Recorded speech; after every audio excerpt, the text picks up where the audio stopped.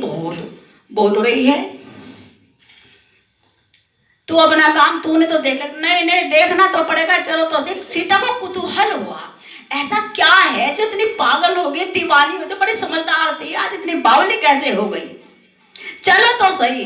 अब सारी सखियां मिल करके सीता का हाथ पकड़ के और वहां ले चली। आगे आगे चली। माना हो मदन दुंदुभी दीनी, मनसा विश्व विजय कहाँ कीनी। इधर राम जी ने देख लिया जनक नंदिनी सीता आ रही है, क्योंकि पायल की पाजेब की झनकार राम जी ने सुन ली। कंकन किंकनी नुपुर धुनी सुनी, कहत लखन सन राम हृदय धुनी। राम ने कहा लक्ष्मण से, लक्ष्मण भाई मनहु मदन दुंदुभी दीनी, ऐसे पाजेब की मस्त रुन झुन बज रही है जैसे कामदेव डंका बजाकर विश्व को जीतने चला हो। इस झनकार ने मेरे दिल में एक झंकृत पैदा कर दी, राम जी का दिल बदल रहा है। सीता जी जैसे जैसे कुतूहल करती हुई, जैसे जैसे नुपुर की ध्वनि करती हुई आगे बढ़ रही है, वो उनकी रुनक झुनक वो सारे की सारी गुंजायमान हो रही है, जैसे छम छम छम बजती है। और लक्ष्मी की पायल बजे और किसी के दिल पे डंका ना बजे, ऐसा कैसे हो सकता है। लेकिन लक्ष्मी सबकी आंखों में बसती, आंखों से सोना चांदी देखते रहते हैं। राम जी की आंखें बेचैन, राम जी का दिल बेचैन है कि जरूर कोई ऐसी घटना घटेगी जो मेरा कोई बिछड़ा हुआ मित्र मिलेगा। राम जी का दिल कभी नहीं डोलता है, डोलने लगा है। लक्ष्मण से कहते हैं, हे लक्ष्मण बड़ा चंभा है सारा, उपवन झनकार उठा है। लक्ष्मण बड़ा चंभा है सारा, उपवन। लक्ष्मण मुझे तो ऐसी बेचैनी कभी नहीं मची, मेरे दिल की खिड़की खोले उठी,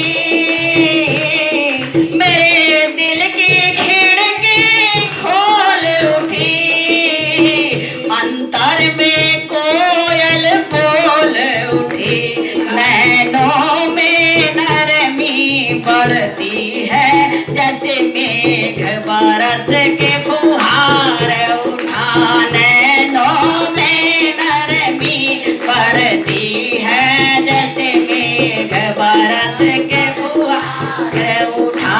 हे लक्ष्मण बड़ा चंपा है सारा, उपवन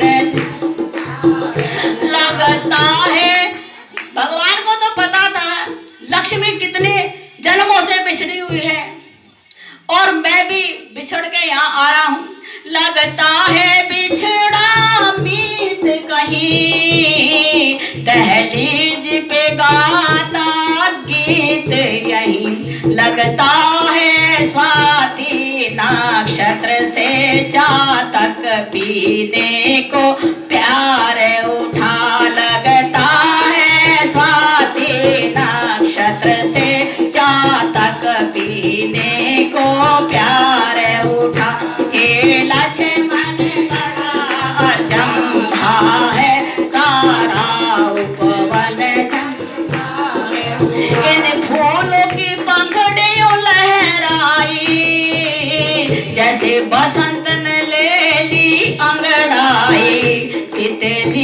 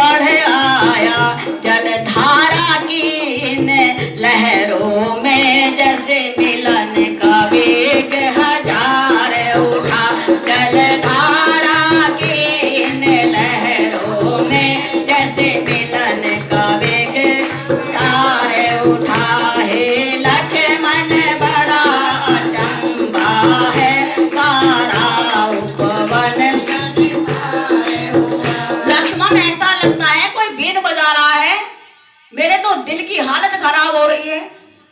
लक्ष्मण कह लगे भाई को क्या हो गया? भाई की तो ऐसी हालत कभी देखी नहीं। हम रघुवंशियों की तो किसी पायल की छम-छम पर कभी भी नजर जाती नहीं, कभी कान में वो बात आए तब भी हमारे मतलब मन के अंदर वो बात नहीं आती। आज किसकी पायल की रुंझुन छनक छनक आ रही है जिसपे मेरे भाई का मन डोल रहा है। आज ऐसा क्या हो रघुवंशों के? तो लक्ष्मण जी बड़े बेचैन है, भाई को आज क्या हो गया। इतने में सीता जी आ गई। अभी बात ही कर रहे थे भाई से। अब राम जी खड़े थे, डलिया से फूल ऐसे तोड़ रहे थे, देखा झुन छन छन नदी आ रही है तो देख कौन आ रहा है। सीता जी ने देखा अच्छा ये खड़े हैं पीताम्बरधारी। तो सीता जी ने राम को देखा, राम जी ने सीता को देखा, दोनों की आंखें पलक हो गई। ना राम जी सीता की तरफ से आंख नीचे कर रहे, ना सीता जी आंख नीचे कर रही। राम को देख कर के जनक नंदनी, राम को देख कर के जनक नंदनी, बाग में वो खड़ी की खड़ी रह गई, बाग में वो खड़ी की खड़ी है। राम देखे सिया और सिया राम को, राम देखे सिया और सिया राम को, चारों अखियां लड़ी की लड़ी रह गई, चारों अखियां लड़ी की लड़ी रह गई। मैं दोनों पलक देख रहे हैं और एक सखी दूसरी सखी से कहती है, बोली पहली सखी सीता के लिए, बोली पहली सखी सीता के लिए, कैसी जोड़ी विधाता ने है रच गई, कैसी जोड़ी विधाता ने है रच गई। इनकी जोड़ी पे सखियां मचलने लगी, इनकी जोड़ी पे सखियां मचलने लगी। उनकी आंखें ठगी की ठगी रह गई, उनकी आंखें ठगी की ठगी रह गई। राम को देख कर के जनक नंदनी, राम को देख कर के जनक नंदनी, बाग में वो खड़ी की खड़ी रह गई, बाग में वो खड़ी की खड़ी रह गई। वो कभी सीता को देखे सख्या, कभी राम को। कहले हाय हाय कितनी सुंदर जोड़ी है। लेकिन एक सखी चिंता में कहने लगी, बोली दूजी सखी राम जी के लिए फूल चुनते पसीना इन्हें आ रहा, पर धनुष कैसे तोड़ेंगे कोमल कुंवर, पर धनुष कैसे तोड़ेंगे कोमल कुंवर। शंका दिल में पड़ी की पड़ी रह गई, शंका दिल में पड़ी की पड़ी रह गई। एक से नहीं यूं मारा, चल हट, तुझे भी कुछ नहीं पता। अरे पसीना देख रही, तुझे नहीं पता, अरे का चमत्कार तुझे नहीं पता, मैं बताऊं। बोली तीजी सखी राम जी के लिए, बोली तीजी सखी राम जी के लिए, चमत्कार इनका नहीं जानती, तो चमत्कार इनका नहीं जानती। एक ही बाण से ताड़ का राक्षसी, एक ही बाण से ताड़ का राक्षसी, ना उठी वो पड़ी की पड़ी रह गई, ना उठी वो पड़ी की पड़ी रह गई। बोली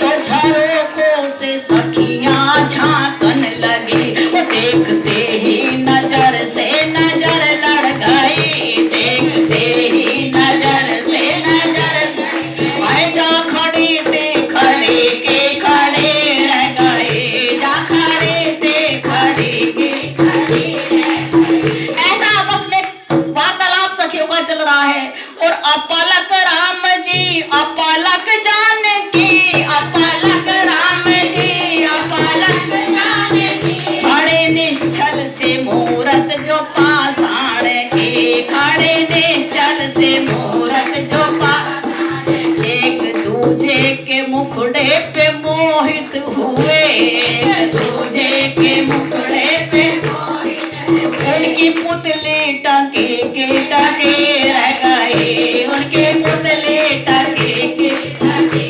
ना राम जी की पलक नीचे आए, ना पलक झपके और ना सीता जी।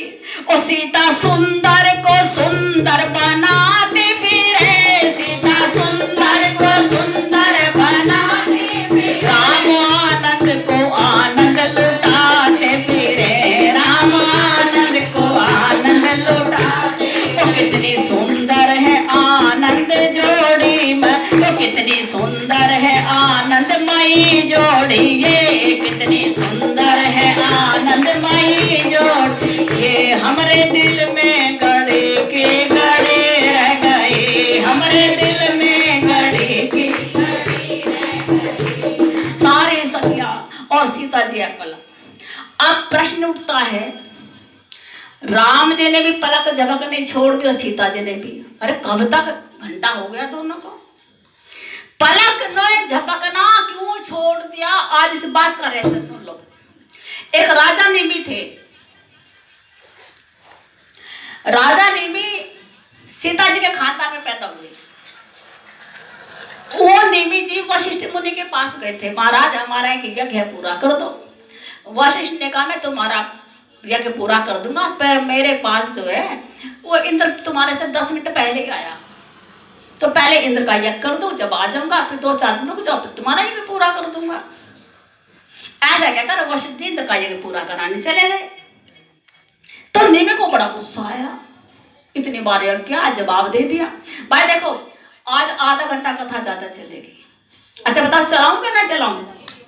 इतना आनंद बह रहा है, इसे अधूरा मत छोड़ियो, तारे बच्चों के जोड़े बने रहे। अरे छोड़ दे, इतने आनंद में से तो छोड़ने को जी करता है क्या? तो निमि ने दूसरा वो चुन लिया ऋषि और दूसरे ऋषि से यज्ञ करा लिया। जब इंद्र का यज्ञ करने के बाद राजा निमि आए, तो वो वशिष्ठ जी आए निमि के पास, लाओ भाई तुम्हारा यज्ञ कर दूं, मैं तो करा लिया, आज इंतजार कब से करता, करा ले मैं तो यज्ञ। तो वशिष्ठ जी को बड़ा बुरा लगा, भाई मेरी इंतजार भी नहीं करी, मैं क्या मना करा था, कर देता। तो वशिष्ठ जी ने कहा जा तेरी देह गिर जाए, तेरी देह नष्ट हो जाए। निमि को बड़ा गुस्सा आया, भला तुम थोड़ी आप यज्ञ करोगे, हम तो किसी भी यज्ञ करा ले, हमने जब करा भी लिया, आपने मुझे बिना बात श्राप दिया, जब मैं भी कहता हूँ आपका भी शरीर गिर जाए। तो वशिष्ठ जी का भी शरीर मृत हो गया और निमि का भी शरीर मृत हो गया। और जिस गौतम ऋषि ने राजा निमि के उस यज्ञ को किया था, वो कह ले भाई सब यूं कह देंगे ऐसा यज्ञ कराया, यजमान ही मारा गया। तो अब उन्होंने निमि की मृत देह को मथा, और उस जैसे वेन की देह को मथा था, भगवान परत उस देह से निकले थे, ऐसी उसकी देह से पुरुष पैदा हुआ, उसको राज दिया गया, क्योंकि वो देह पुरुष की थी, स्त्री की नहीं। तो देखो स्त्री को कहते हैं जननी, क्या कहते हैं जननी, और पिता को कहते हैं जनक। तो उनकी देह से पुरुष पैदा हुआ, इसलिए उनका नाम जनक रख दिया गया। और क्योंकि उनके पिता की देह खत्म हो गई थी और देह मृत थी, सजीव देह से पैदा नहीं मृत देह से पैदा, तो विदेह उनका नाम रख दिया गया। अब उनके जितनी भी संतान हुई सारे विदेहराज कहलाई, सारे जनक कहलाई। तो अब निमि ने सोचा कि ये भगवान हमारे खानदान में आए और ये मेरे घर की बेटी है, मेरे पोती पड़पोती क्या लगती है, पड़पोती खड़पोती पोती की पोती क्या मतलब लगती है, मेरे खानदान की है, और इसको इसका जो है प्रियतम मिल गया तो ये हमारे घर के दामाद बनेंगे। मैंने देख लिया, तो ये दामाद और बेटी जब आपस में मिल रहे हैं तो मैं बीच में व्यवधान क्यों डालूं बुजुर्ग होकर के। बड़े आदमी को जब देखें कि भाई दो प्रेमी मिल रहे हैं या भाई बेटी और जमाई हैं तो बड़ा उड़ जाना चाहिए। तो निमि महाराज वहां से चल दिए, क्योंकि निमि को ने प्रार्थना की थी वशिष्ठ से, तब उन्होंने कहा था आज के बाद तुम सबकी पलकों पर विराजमान रहोगे। तुम्हारी देह से मृत देह से तो जनक पैदा हो गए, और तुम जो है अब तुम जब तुम प्रार्थना करे शाप विमोचन करता हूँ, अब तुम सबकी पलकों पे रहोगे। तो हम सबकी पलकों को गिराने का उठाने का काम निमि करते हैं, हम सबकी पलकों पे है। तो सीता की पलकों पे भी निमित है, राम जी की पलकों पे निमित है। उन्होंने सोचा दोनों मिल रहे हैं, घर के दामाद बनने वाले, अब दोनों मिल रहे हैं तो प्यार में क्यों, अब बड़े बुजुर्ग को चले। तो निमित महाराज पलकों से चले गए थे, इसलिए उनकी पलक झपक नहीं रही थी। ओ श्याम राम महाराज की श्री राम जय। मुड़ने लगे। उन्होंने पूछा लक्ष्मण ने, भराता जी कौन है? कहले ताते जनक तनिया यह सोई, धनुष यज्ञ जहि कारण होई। राम सिया राम जय